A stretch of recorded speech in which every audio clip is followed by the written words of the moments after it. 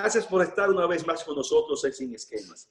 En la entrega de hoy vamos a conversar con tres muy destacados economistas y personas que siempre se han mantenido opinando de manera objetiva, de manera clara y precisa sobre los acontecimientos recientes que hemos venido viviendo en el mundo, pero de manera muy específica en República Dominicana, como consecuencia de lo que ya todos conocemos, de esta pandemia mundial que ha logrado impactar, vale la redundancia, al mundo completo, incluyendo de manera fuerte e impactante a nuestra muy querida República Dominicana, no solamente en la parte esencial sanitaria, con lo más triste, las pérdidas humanas y el drama que viven los pacientes en los hospitales, sino también las secuelas de consecuencias en la parte económica, en la parte social, en la parte cultural, que sin dudas sigue provocando impactos muy importantes. Y lo peor,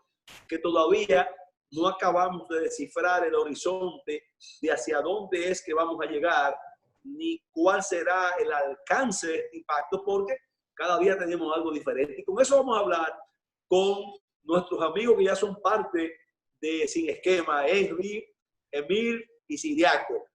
Lo digo en un orden así, pero sin ningún tipo simplemente porque lo cogí de derecha a izquierda. Eso fue aleatorio. Amigos, bienvenidos a los tres aquí. Vamos a empezar seguido con algo. Nosotros estamos viviendo en la actualidad. Lo más reciente es este último estado de emergencia declarado por 45 días. En momentos donde después de celebrarse unas elecciones que gracias a Dios eso le quitó un componente de ansiedad y le quitó un componente de quizás crear y sin el quizás otro tipo de inquietud en el ánimo de la familia dominicana, y una definición, como nosotros mismos lo advertíamos en primera vuelta, que es conveniente para el país en estos momentos. Y se está evidenciando que efectivamente fue conveniente esa definición en primera vuelta. Ahora, después de esa situación, hemos venido escuchando cómo se ha complicado una situación que estaba mal en el término sanitario, pero en las últimas 2 semanas se ha venido complicando a tal extremo que ha llegado a mucha gente que tiene cabeza, a mucha gente que se expresa de manera, lógicamente, y el propio gobierno también, a expresarse de la siguiente manera, que se hace necesario retomar medidas drásticas. Y vamos a ello. Estos 45 días de estado de emergencia, yo quiero que ustedes, en el orden que quieran, empiecen. ¿Cómo ustedes visualizan el impacto de estos 45 días de emergencia en las actuales circunstancias? Sí. Bueno, voy a iniciar con el permiso de los colegas. Adelante. Mira, Alberto, yo creo... Y usted vicedecano, usted le toca. Gracias. En su condición de vicedecano de la UAS. Así es. Mira, Alberto, yo creo que la prioridad a partir de este nuevo periodo de emergencia es la salud. Evidentemente, yo creo que todos los procesos de desescalamiento de la economía, si no se aplana la curva de contagio, obviamente que no vamos a poder avanzar. Y eso se demostró. Ya, como tú lo has dicho, pasó el tema político. Ya esa página había que pasarla. La sociedad dominicana fue muy inteligente en el sentido de que la pasó en primera vuelta. Y ahora vamos a concentrarnos en el aspecto más importante. Todos los países, básicamente en el mundo, y países que han tenido incluso procesos de ataque a la pandemia primero que la República Dominicana, y han tenido procesos de desescalamiento, muchos de ellos han tenido que retroceder o quedarse en la fase que básicamente han estado y no pasar a la próxima. ¿Por qué? Porque ha habido rebrote. Y esto es una situación bastante complicada. La idea de todo esto es que hasta que no se tenga verdaderamente una vacuna, todo el proceso de incertidumbre económica va a seguir. Y evidentemente que en el caso de la República Dominicana somos un país, todos sabemos, mucha indisciplina en muchos aspectos, incluso dentro de los procesos de emergencia tú encontrabas personas de una forma u otra, hasta el mismo gobierno en periodo electoral. Y eso generó toda una situación, obviamente, que no era la mejor señal que se le enviaba a la población dominicana. Ya prácticamente ahora tenemos que concentrarnos en el aspecto sanitario, porque si no nos concentramos en el aspecto sanitario, si no aplanamos la curva de contagio, no es posible que nosotros vamos a llegar a una cuarta fase como se ha planteado. Eso es una realidad y necesariamente tenemos que Digo, resolver quizás te ese corrijo, problema. Siriaco, una cuarta no pudimos entrar a la tercera en términos reales. No, yo creo que nosotros dimos un salto, la población, que oficialmente estábamos en la segunda fase, pero mucha gente estaba en la cuarta fase, Ah, bueno, sí, es cierto. de manera informal. Entonces yo creo que tenemos que esta parte tenemos que concentrarnos, porque la reactivación de la economía va a depender de todo eso. Y lo importante es que las autoridades ya electas están muy conscientes de esa situación. Ese punto que mencionas, Siriaco, colega, profesor honorífico de la Escuela de Economía y Administración de Empresas de la UAS, su servidor Emil de Guarí. Emil, yo recuerdo que te invitamos a una conferencia. Tú llegabas de Miami y diste una conferencia en el Paraninfo de Economía. Yo estaba ahí. El Paraninfo, siempre se me olvida ese nombre. Esa palabra es una vida. Pues mira, a Alberto y a Henry, un día me invitan al Paraninfo, 600 estudiantes, a la derecha muchos profesores. Llego, Emil esto, Emil, ¿cómo está? Emil, doy mi conferencia y de frente a mí, ¿cómo se llamaba el decano? El decano era el profesor Ramón de Sangles. Ramón de Sangles. Se sienta al lado de mi papá, mi fotógrafo personal. Sí, Se sí. sienta al lado de mi papá y cuando termina se para y me dice, mire, esta mañana en el programa usted dijo que esta universidad era suya. Pues mire, y se metió la mano en el bolsillo y en la solapa del saco, Alberto, me puso el pin que tiene Siriaco ahí. Me dijo, a partir de hoy, usted es profesor honorífico de la Escuela de Economía y Administración de Empresas. Y mi papá que estaba sentado ahí abajo con un camarón así, rajado llorando. Sí, pues te imagino, orgulloso de ese muchacho. Y en la UAS, donde estudió mi papá, y en la escuela de arqueología se llama Emil de Guarí Moya. Así es. Eso es mío ahí, eso es de nosotros. Sí. Mira, la situación, en primer lugar, es felicitar a la República Dominicana. Yo dije ese lunes 6 de julio, cuando yo hice toda la preparación para el programa de radio en la 91, que ya Bloomberg.com, Goldman Sachs, Financial Times en Londres, todo felicitando a la República Dominicana dentro de un ambiente, de una pandemia, de una situación tan crítica, habían dado un ejemplo de civismo tan alto y pudieron, con un altísimo nivel un altísimo porcentaje de votación, pudieron elegir a su presidente de una forma muy cívica. Eso me engranó cuando lo recuerdo. Un gran logro. Entonces, del pueblo dominicano. Y lo que usted dijo ahorita es algo muy importante porque brincamos de la 1, de la 2 a la 4, gran parte el ciudadano. Como aquí mismo, señores, aquí mismo, yo vivo en la Florida. Yo le estoy hablando a ustedes aquí en vivo desde Coral Gables, en el sur de la Florida. Y yo hablo con personas en la República Dominicana, me dicen, Emil, tú estás en China, tú estás en ¿cómo es el pueblo donde empezó el Wuhan. En Wuhan. En Miami es Wuhan. Por lo mismo. Pero mira, definitivamente hemos visto en Hong Kong, hemos visto en Malasia, hemos visto en Japón. Japón acaba de declarar casi 300 casos nuevos en un momento que ya habían hecho reapertura comercial. Tenemos que tener mucho cuidado con eso. Una persona me preguntó en una del programa, me dijo, Emil, si tú fueras el asesor económico del Poder Ejecutivo, ¿qué tú le dijeras? Solamente vamos a concentrarnos en eliminar la pandemia. Toda la parte comercial, toda la parte de reapertura, todo eso viene poco a poco. Pero el enfoque, y ahí estamos viviendo el ejemplo, tuvimos que echar para atrás, tuvimos que cerrar de nuevo.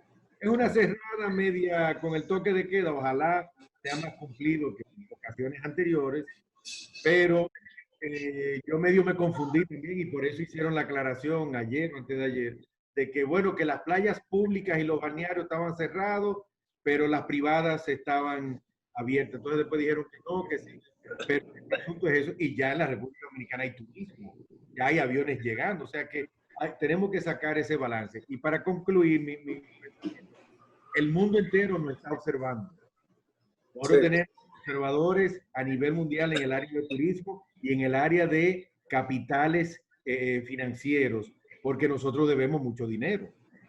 Claro. Y todos nuestros acreedores me están observando y están mirando a ver cómo está la República Dominicana manejando la situación, porque cuando empiecen a llegar esos vencimientos, que ya tenemos uno en mayo de 2021, Sí. en qué condiciones está la República Dominicana, de qué forma está manejando su situación. Por eso tenemos que manejarnos muy de acuerdo a cómo nos estamos llevando ahora. Sí, mira, rebotando sobre lo último que mencionó Emilio, creo que es muy importante. Es muy importante porque obviamente hay cosas que se van a determinar a muy corto plazo, o sea, antes de finalizar el año, que van a depender mucho de lo que vaya a pasar o no en las próximas semanas. La reapertura de las fronteras ha significado que empiecen a volver vuelos hacia la República Dominicana. No realmente que haya empezado de nuevo la temporada turística. De hecho, no sé si es una sorpresa, pero obviamente los resultados no están ni remotamente a la altura de lo que algunos esperaban.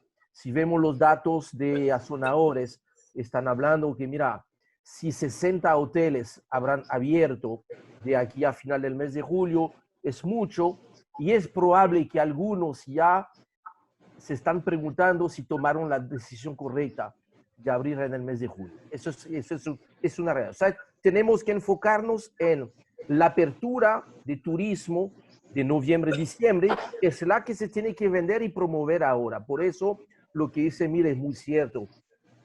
Nos están viendo.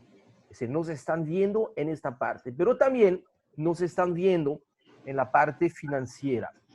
Y ahí en la finanza internacional hemos visto unas publicaciones hace, yo creo que fue la semana antepasada, donde gracias al proceso electoral, ¿no?, que culminó de una manera mucho más positiva que todo el largo camino que fue realmente muy problemático, que afectó muy negativamente la economía en los últimos, todo este último año, desde el año pasado hasta la fecha. Y eso, que bien, eso está atrás de nosotros. Eso es importante porque la valoración de la República Dominicana mejoró, inclusive la notación de los papeles de la deuda dominicana se vio un poquito mejor que la de otros países de la región. Y eso es fundamental porque, señores, si no logramos colocar lo que yo llamo un bono soberano jumbo en las próximas semanas, no hay forma de cerrar el año 2020. Para cerrar el año 2020, tenemos que conseguir lo que otros países ya han hecho. En la última publicación de la CEPAL, que es muy interesante, hay un cuadro donde sale una lista de 10 o 12 países que ya acudieron después del coronavirus a financiar el costo de esta crisis con dinero de fuera. Y esto, obviamente, claro, no solamente el bono soberano, tenemos que seguir acordando todas las posibilidades, todas las taquillas, todas las ventanillas de la multilateral, de la bilateral, de la cooperación internacional, pero nunca va a ser suficiente. Vamos a necesitar buscar, no he hecho los cálculos, no sé si son 2.000, 2.500, 3.000, 4.000 millones de dólares, pero sí una cantidad considerable. Y para esto, lo que vaya a pasar en las próximas semanas en el manejo de ese rebrote de coronavirus va a ser fundamental para ver cuál apetito pueden tener los papeles dominicanos en cuanto a cantidad y, por supuesto, en cuanto a costo. Mayor la percepción de riesgo, mayor la tasa de interés y mayor el costo ahí. Yo cierro con esto. Eso es indispensable ahora porque yo entiendo que ya en el 2021 va a ser mucho más difícil conseguir el dinero que tú no habrás obtenido en el 2020.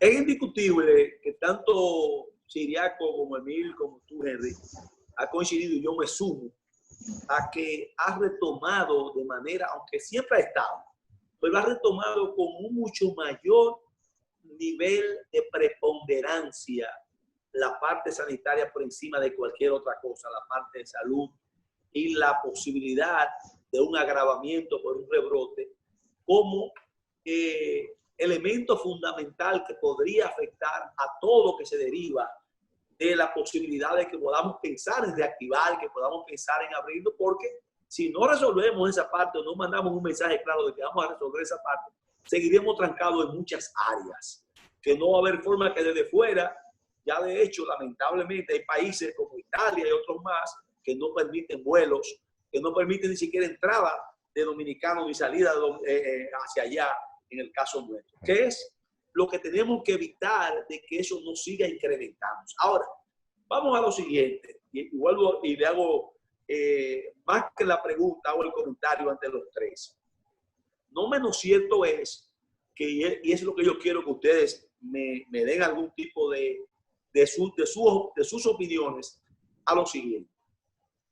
No menos cierto es que esta situación va a impactar aún más en la parte social, en la parte de las pérdidas de empleos, en la parte de una serie de cosas más, que es un elemento fundamental, pero que yo coincido con ustedes, es menos importante el impacto, aunque es importantísimo desde mi punto de vista, o más que menos importante, provocaría menos daño que lo que puede provocar un rebrote peligroso de la parte de la pandemia. Ahora, ¿cómo en esta etapa, ya apenas unos días de iniciar un nuevo gobierno, y hablamos ya de la necesidad de que vayamos abriéndonos ya a lograr financiamientos, a lograr ese apoyo necesario que necesitamos todos los países del mundo y más República Dominicana, que es un país pobre, vamos a decir, aunque tenga mucha riqueza, pero no un país con la capacidad de dar respuesta a esta situación tan difícil que otros países muchísimo más grandes que nosotros no pueden solo tampoco.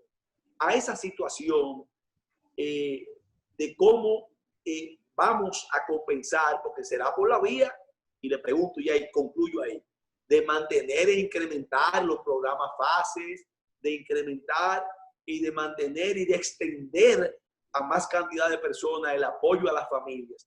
¿Cómo manejamos eso a cada uno de ustedes? Mira, yo creo, Alberto, que en primer lugar, el gobierno electo, el próximo gobierno a partir del 16 de agosto, tiene que buscar un acuerdo con el Fondo Monetario Internacional. En primer lugar. Porque un acuerdo con cierta flexibilidad, porque eso va a mantener cierto nivel de certidumbre, ¿no? Fíjate lo siguiente, hay un elemento importante que a partir de los nombramientos, tú observas que el mercado cambiario ha estado bastante tranquilo.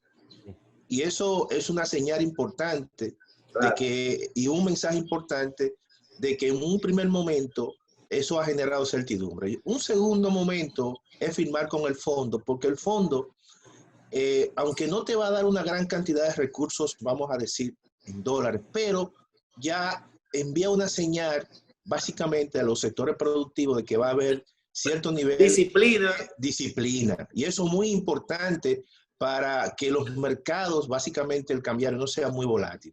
Y que no se perciba, Siriaco, perdón, que no se perciba, y eso hay que manejarlo en la manera como se comunica. Que no se perciba que en esta ocasión, como siempre lamentablemente se ha percibido, y ha sido en cierta forma, que una firma con el fondo es ahorcarnos más. Sino claro.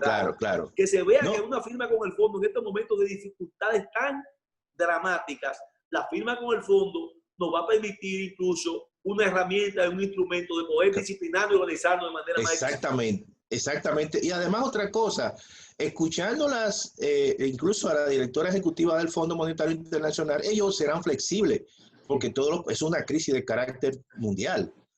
En tercer lugar, yo creo que hay todavía una ventanilla importante, que lo mencionó el gobernador del Banco Central en uno de sus primeros discursos, cuando se inició la pandemia, que es la ventanilla que ha abierto la Reserva Federal de los Estados Unidos, básicamente, que pueden colocar incluso repos, comprar repos, y eso, la República Dominicana puede tener un financiamiento entre 1.000 y 3.000 millones de dólares. Entonces, y eso sería en condiciones relativamente blandas. Luego, eso se combinaría con lo que dice Henry, por ejemplo, hacer una emisión jumbo de tal forma que se pueda completar una cantidad de recursos para terminar el año.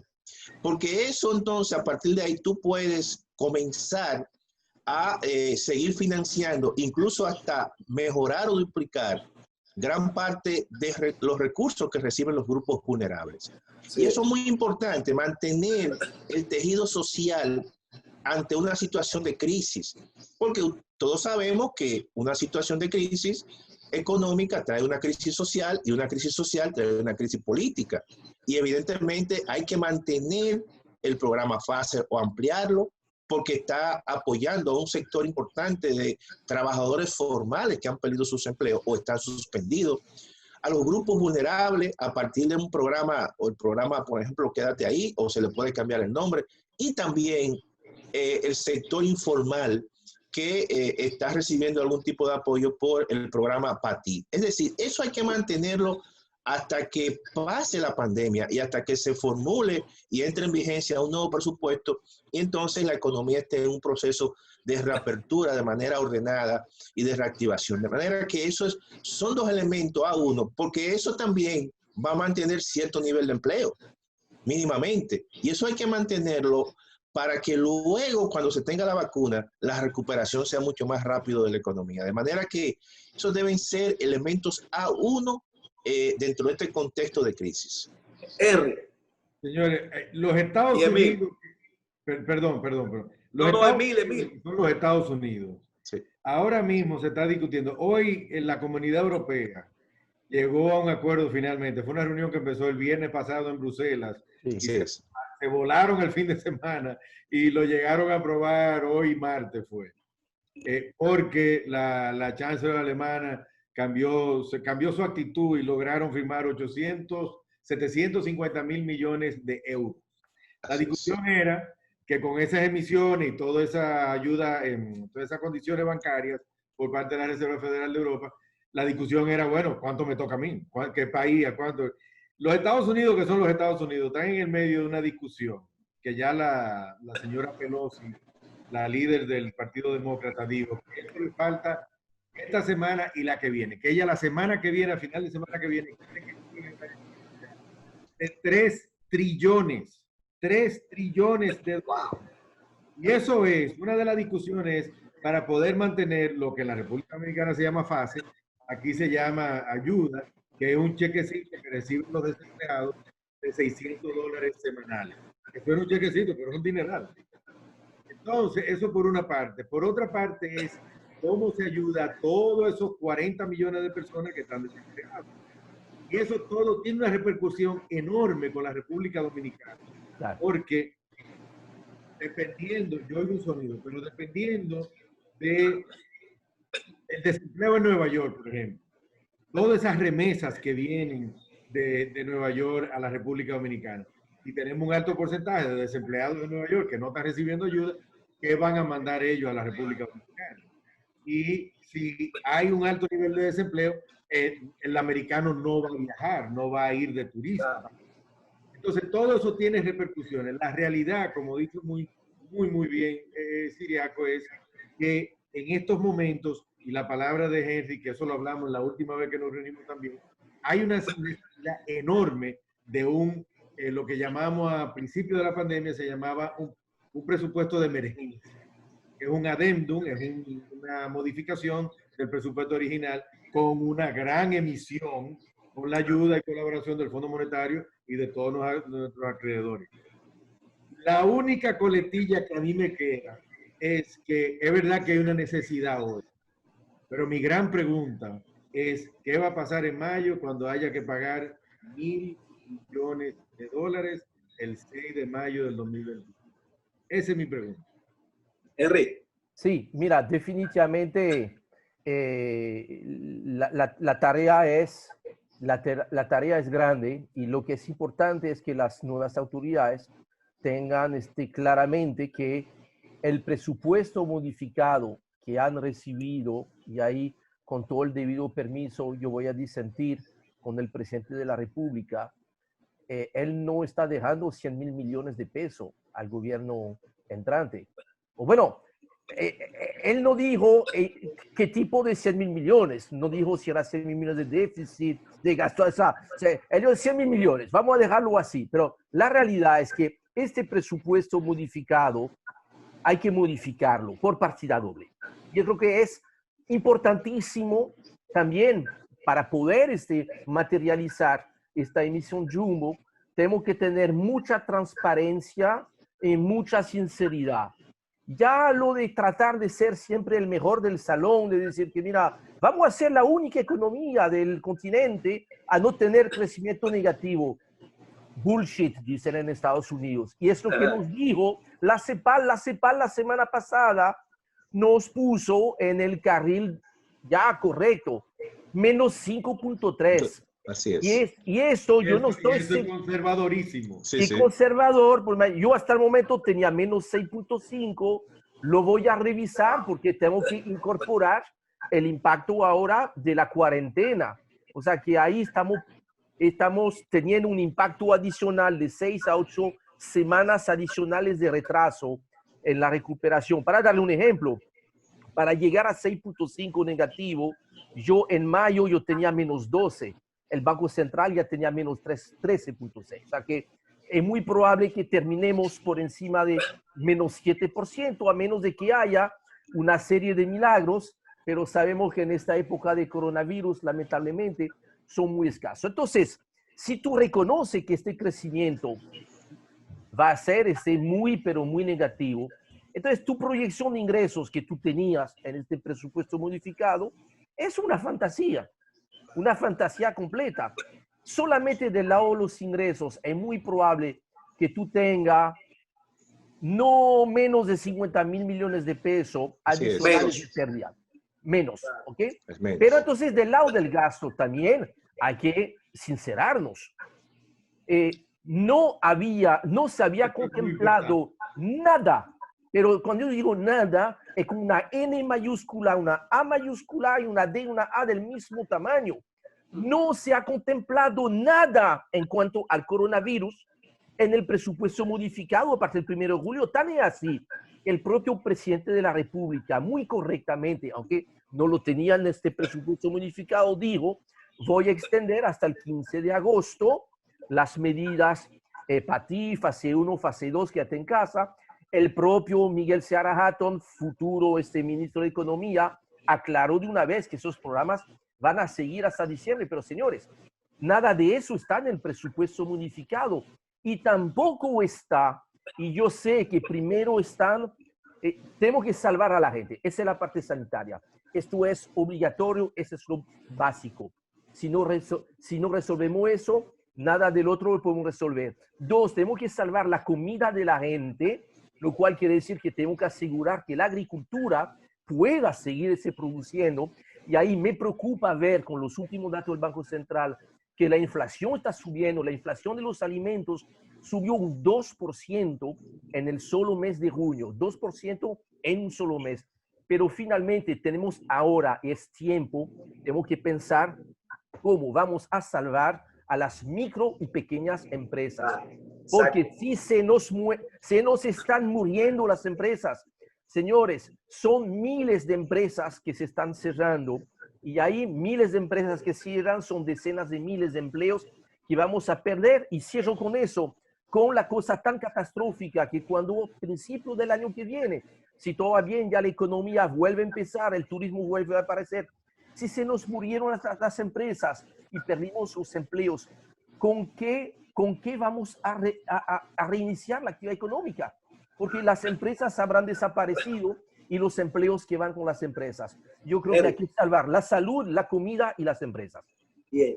Bueno, vamos a hacer nuestra primera pausa de apenas un par de minutitos y vamos a continuar donde quedamos y a añadir otros factores, otros elementos que juegan un rol importante en esta matriz que estamos tratando no de resolver, porque vamos a ser claros. En la situación que estamos viviendo, sin tener absolutamente ningún tipo de conocimiento de hasta dónde llegará esto, lo que podemos hacer es opinar y quizás acercarnos a un modelo que pueda, de una forma u otra, prevenir que las cosas empeoren. Vamos a continuar después de esta pequeñita pausa.